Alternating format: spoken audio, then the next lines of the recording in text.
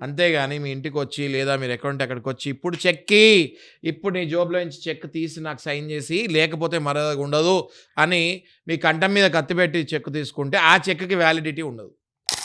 Yes. అయితే అంత ఈజీగా నేను చెప్పినంత ఈజీగా ఉండదది మళ్ళీ. You have to prove it. అంటే ఆయన నా దగ్గర బలవంతంగా తీసుకున్నాడు అన్నది మనం ప్రూవ్ చేయాలి. బేసిక్‌గా చెక్ బౌన్స్ అయినప్పుడు 138 అని అది NI act, negotiable instrument act ఉంటుంది. వెంటనే ఆ కేస్ ఎయగానే అవతల వ్యక్తికి సమ్మన్స్ ఎళ్తాయి. వాళ్ళు రావాలి. మళ్ళీ వాళ్ళు షూటీలు ఇవ్వాలి. మళ్ళీ కేస్ ఫాస్ట్‌గా ఎళ్తుంది. Cheque bounce cases quasi criminal case అంటారు. అంటే అది క్రిమినల్ కేస్ కిందకి కూడా వస్తది. ఒక హాఫ్ సివిల్ కేస్ కిందకి కూడా వస్తది. కంపారిటివ్‌లీ మనం చూసుకుంటే వేరే కేసుల మీద చూసుకుంటే చెక్ బౌన్స్ కేసులు కొంచెం స్పీడ్‌గానే ఎళ్తాయి. ఈ క్రమంలో మీరు గనక చెక్ ఇచ్చేసి వాళ్ళు మీ కంఠం మీద కత్తి పెట్టి చెక్ తీసేసుకొని బౌన్స్ చేసేసి వెంటనే మీ మీద కేసేస్తే వెంటనే మీరు మీ కేసు ఆపాలి. ఇది రాంగ్ అని చెప్పి ఫస్ట్ మీరు వెళ్ళి జడ్జి గారికి ఇది రాంగ్, ఇది కరెక్ట్ కాదు అని మీరు చెప్పాలి.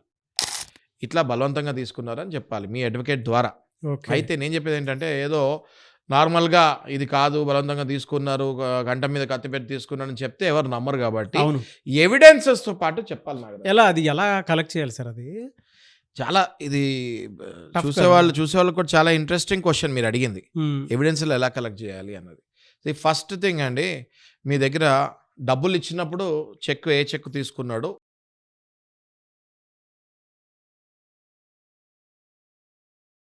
ఏళ్ల క్రితమో, 3 ఏళ్ల క్రితమో ఎప్పటిది అన్నది బ్యాంక్ ద్వారా మనకు తెలిసిపోతుంది. ఆ చెక్